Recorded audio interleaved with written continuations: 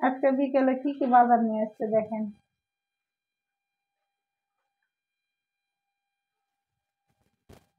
এই মোয়া মাছগুলোর দারুণ স্বাদ। এই মোয়া মাছ কার পছন্দ? আমার পছন্দ, তোমার সেজন্য পছন্দ। নিয়ে আসছে।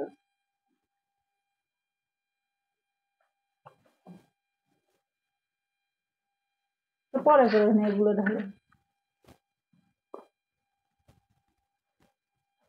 এই বাটা মাছ তো তোমার খুব পছন্দ। হ্যাঁ, আমার পছন্দ।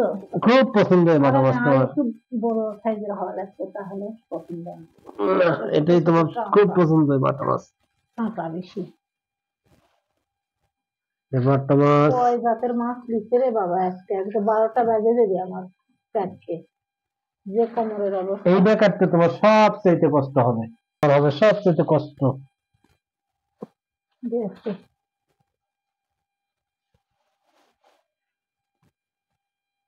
এই মাছটাই কাটতে হবে তোমার কাছে। নাও তাড়াতাড়ি এখানে রাখো, সেগুলো আজকে সারা রাত লাগবে আমার পেট কেড়ে নিচ্ছিল।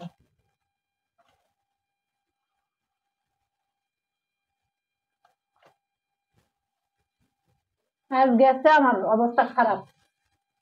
এই রাতের বেলা তুমি তুমি এই মাছগুলো নিয়ে আসছো।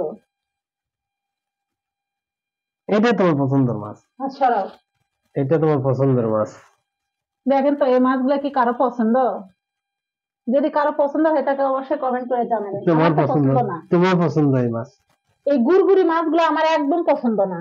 এগুলো আছে একরকম, কিন্তু এই মাছগুলো আমার একদম পছন্দ না।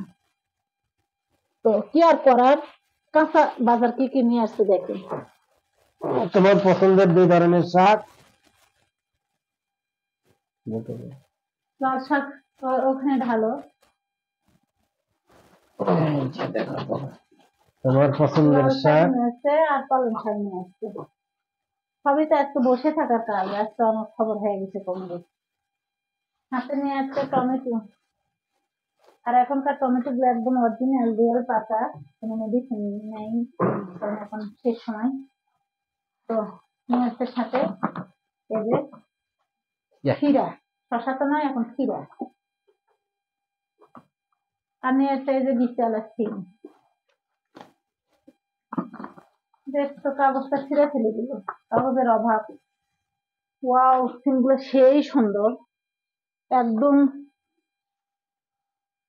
গৃহস্থ মানুষের বাড়ির গাছের সিম। কারণ চালানা সিম ভালো নয়, উপরে কালচে কালচে থাকে। এই হচ্ছে সবজির বাজার আজকে। তো সবজিগুলো কেমন হয়েছে এটা কিন্তু আপনারা জানাবেন। আর এই যে মাছ 3 ধরনের এখানে আছে, এক জাত।